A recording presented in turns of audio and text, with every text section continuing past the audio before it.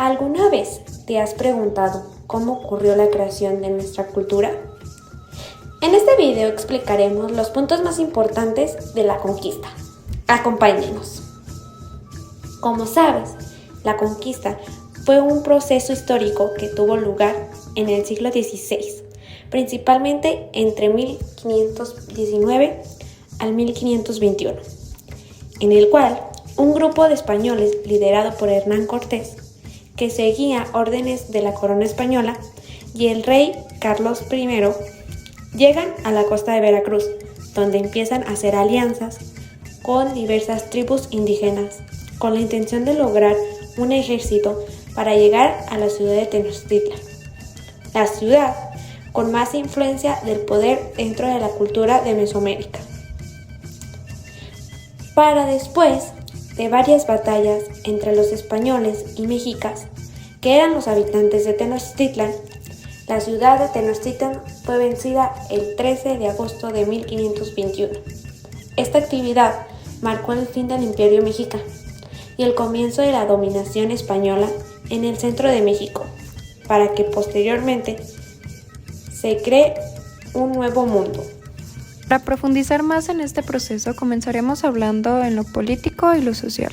Algunos ejemplos de la estructura política tenemos la mayoría de destrucción de las estructuras políticas de aquel tiempo existentes, como los imperios aztecas e incas, al igual que como consecuencia se obtuvo la caída de líderes indígenas y sus niveles políticos siguientes a esto.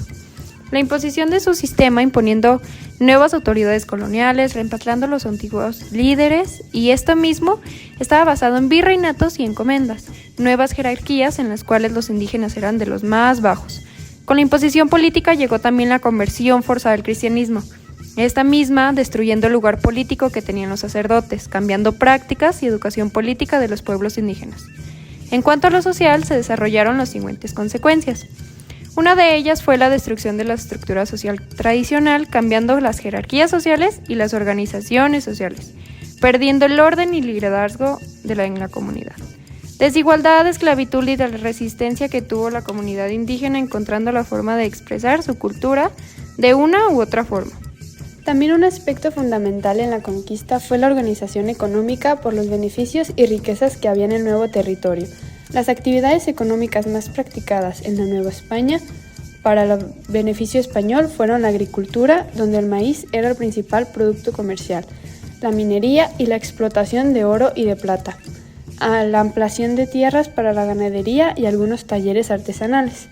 Toda la organización comercial se logró gracias a la creación de instituciones administrativas como la Casa de Sevilla y ayuntamientos, donde se regulaba la producción y distribución de bienes en los cuales se aseguraba que los recursos llegaran a la corona española.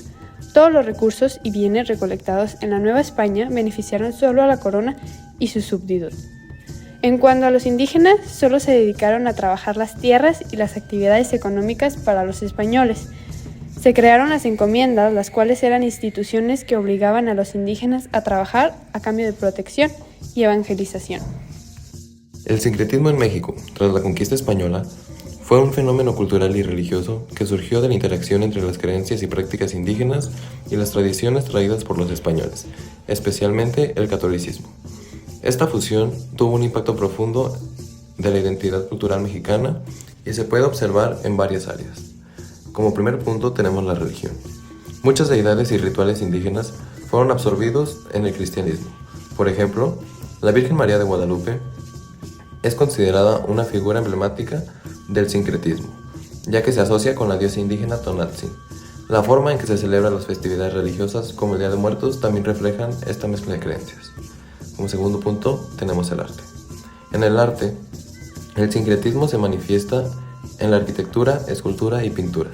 Las iglesias construidas sobre templos prehispánicos combinan estilos europeos con elementos indígenas. Por ejemplo, muchas pinturas coloniales incluyen iconografías indígenas junto con temas cristianos. En tercer punto, tenemos las costumbres y tradiciones. Las festividades y rituales han adoptado elementos tanto españoles como indígenas. Muchas celebraciones populares en México, como las posadas, el Día de Muertos, integran costumbres cristianas con tradiciones ancestrales. Como cuarto y último punto, tenemos la lengua. El sincretismo también refleja en el lenguaje, donde muchas palabras indígenas han sido incorporadas al español hablado en México. Además, hay expresiones que combinan elementos de ambas culturas. En conclusión, el sincretismo ha sido fundamental para la formación de la cultura mexicana contemporánea, creando un rico tapiz que combina lo mejor de ambas tradiciones y sigue evolucionando hasta el día de hoy. Tener el sentido de identidad con la cultura es crucial por varias razones que impactan tanto a nivel personal como lo social. Conocer y sentir orgullo por nuestras raíces culturales, también de los indígenas, como los orígenes que tuvo la conquista, puede fortalecer una autoestima tanto en lo personal como en lo social. Al igual, la identidad cultural nos conecta con otros que comparten nuestras tradiciones y valores.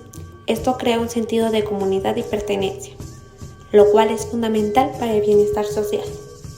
La comprensión también es parte esencial de este sentido de identidad, ya que nos ayuda a desarrollar una perspectiva única sobre el mundo. Nos permite ver las cosas desde un ángulo diferente, enriqueciendo nuestras interacciones y entendimiento de otras culturas.